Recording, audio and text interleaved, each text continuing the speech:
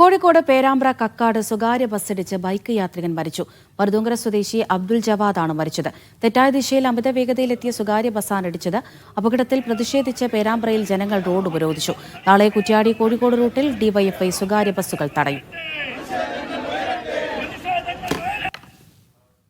ദൃശ്യ പുതിയടുത്ത് വിവരങ്ങൾ നൽകാനായി ചേരുന്നുണ്ട്. ദൃശ്യ, എപ്പോൾ എങ്ങനെയാണ് ഈ അപകടമുണ്ടായത്? ബസിന്റെ ഭാഗത്താണോ തെറ്റ്?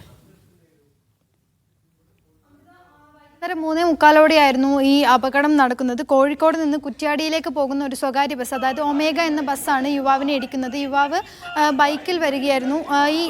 ഈ കണ്ടു നിന്ന ആളുകൾ പറയുന്നത് തെറ്റായ ദിശയിൽ അമിത വേഗതയിൽ വരികയായിരുന്നു ബസ് യുവാവിനെ ഇടിക്കുകയും പിന്നീട് ഈ ബസ്സിൻ്റെ പുറകിലെ ചക്രം ഈ യുവാവിൻ്റെ തലയിലൂടെ കയറി ഇറങ്ങുന്ന ഒരു അവസ്ഥ കൂടി ഉണ്ടായി. എന്തായാലും പ്രദേശത്ത് ഈ സ്വകാര്യ ബസ്സിനെതിരെയും ഈ 1 മണിക്കൂർ കഴിഞ്ഞിട്ടും, ഈ അപകടം നടന്ന് 1 മണിക്കൂർ കഴിഞ്ഞിട്ടും ഉദ്യോഗസ്ഥർ സ്ഥലത്ത് എത്താത്തതിനെതിരെയും നടപടിയെടുക്കാത്തതിനെതിരെയും ഒക്കെ നാട്ടുകാരുടെയും ഈ സംഘടനകളുടെ, അതായത് SDPI, SFI, DYFI പോലുള്ള സംഘടനകളുടെയും നേതൃത്വത്തിലൊക്കെ പ്രതിഷേധം ശക്തമാക്കിയിരുന്നു. ഇപ്പോഴും ആ പ്രദേശത്ത് പ്രതിഷേധം നടന്നുകൊണ്ടിരിക്കുന്ന ഒരു സാഹചര്യമുണ്ട്. ഇതുകൂടാതെ തന്നെ നാളെ മുതൽ കുറ്റ്യാടി കോഴിക്കോട് റൂട്ടിലോടുന്ന സ്വകാര്യ ബസ്സുകൾ തടയാൻ വേണ്ടിയാണ് DYFI തീരുമാനമുണ്ടായിരിക്കുന്നത്. ഈ പ്രദേശത്തിലൂടെ ഇതിനു മുൻപും ഈ പ്രദേശത്ത് ഇത്തരത്തിലുള്ള അപകടങ്ങൾ നടന്നിരുന്നു. ഇതേപോലെ തന്നെ അമിത വേഗതയിൽ വന്ന അല്ലെങ്കിൽ തെറ്റായ ദിശയിൽ വന്ന ബസ് ഇടിച്ച് ഇതിന് കുറച്ച് ദിവസങ്ങൾക്ക് മുൻപാണ് ഇവിടെ ഒരു യുവാവ് മരിച്ചത്.